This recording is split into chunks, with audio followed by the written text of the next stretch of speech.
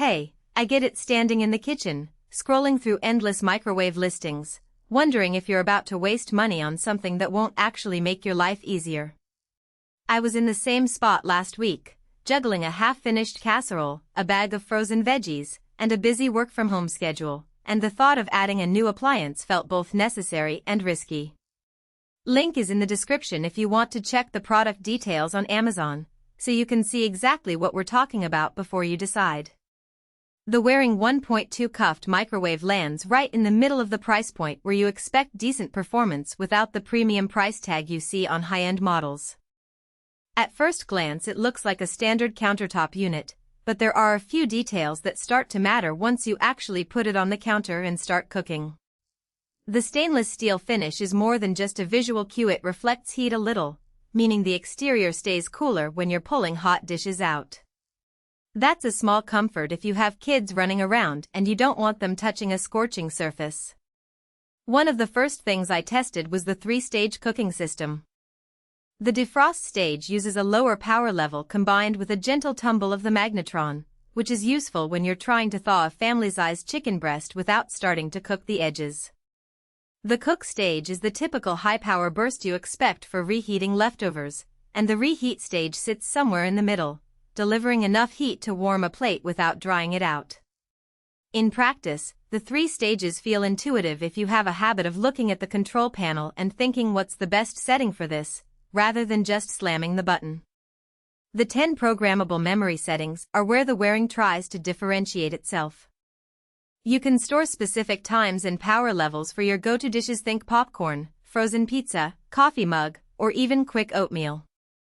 The first time I programmed a memory for my morning oatmeal, the microwave remembered the exact 90-second, 70% power combo I'd settled on after a few trial runs. The next day, a single tap launched the same cycle without me having to think about it. For anyone who values consistency, especially busy parents or people who use the microwave multiple times a day, this can shave off a few mental seconds each time. Now, let's talk about the touch control keypad with Braille. At a glance, the keypad looks sleek, and the raised Braille dots are a nice nod to accessibility. In real life, the surface is a bit glossy, so fingerprints show up quickly, but a quick wipe with a damp cloth restores the clean look.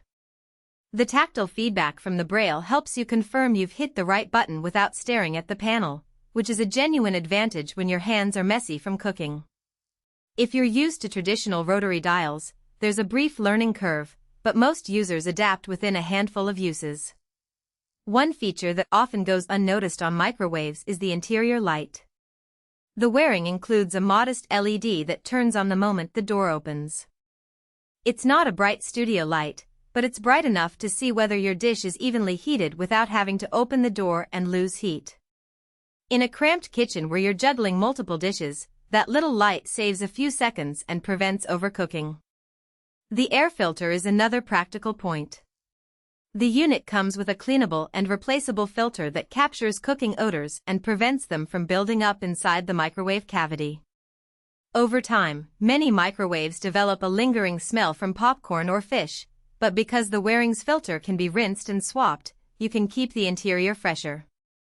I ran the microwave for a week straight, making popcorn, reheating fish tacos, and defrosting meat.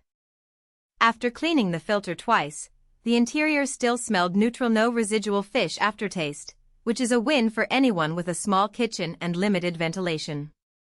Now, no product is without its trade-offs, and the Waring has a couple that matter depending on your expectations. First, the capacity 1.2 cuffed is enough for most individual meals, but it will feel tight if you regularly need to heat large casserole dishes or multiple plates at once. I tried fitting a 9-inch pizza, and while it fit, the edges got a bit cramped, leading to uneven heating on the crust. If you frequently cook for a family of 4 in one go, you might bump into that limitation. Second, the power levels are capped at 5 distinct steps. That's fine for everyday reheating, but if you're a culinary enthusiast who likes to fine-tune power for delicate tasks like softening butter without melting it completely, you'll find the range a little coarse.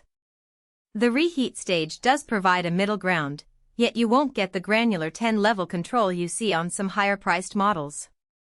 For most users, 5 levels are sufficient, but it's worth noting if you have specific cooking techniques in mind. Another subtle drawback is the noise. The fan that circulates air 4